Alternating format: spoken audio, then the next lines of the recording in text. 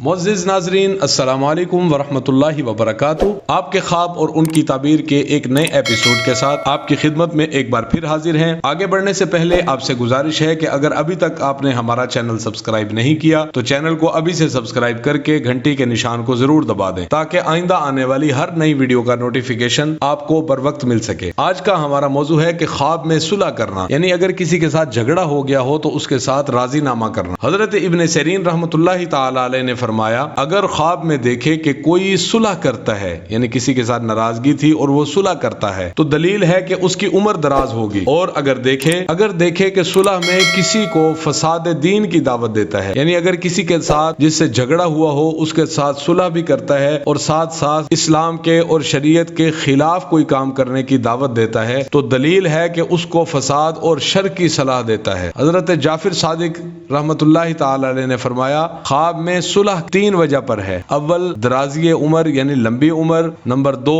कुव्वत की दलील यानी उसका जिस्म ताकतवर होगा, नंबर तीन पसंदीदा एतकाद और उम्दा खसलत है। मोहतरम नाज़रीन, ये थी हमारी आज की मुख्तसर वीडियो। उम्मीद है आपको वीडियो पसंद आई होगी। अगर वीडियो पसंद आई है तो वीडियो को लाइक कर दें। कमेंट सेक्शन में अपनी राय का इजहार जरूर कीजिए। अगर आप भी कोई ख्वाब की ताबीर पूछना चाहते हैं तो कमेंट सेक्शन में ख्वाब को दर्ज कीजिए और इंशाअल्लाह आपके ख्वाब की ताबीर की वीडियो बना दी जाएगी। आज के लिए इतना ही, मिलते हैं एक नई वीडियो के साथ। तब तक के लिए इजाजत दीजिए। अल्लाह हाफिज। अस्सलामु अलैकुम वरहमतुल्लाहि वबरकातुहू।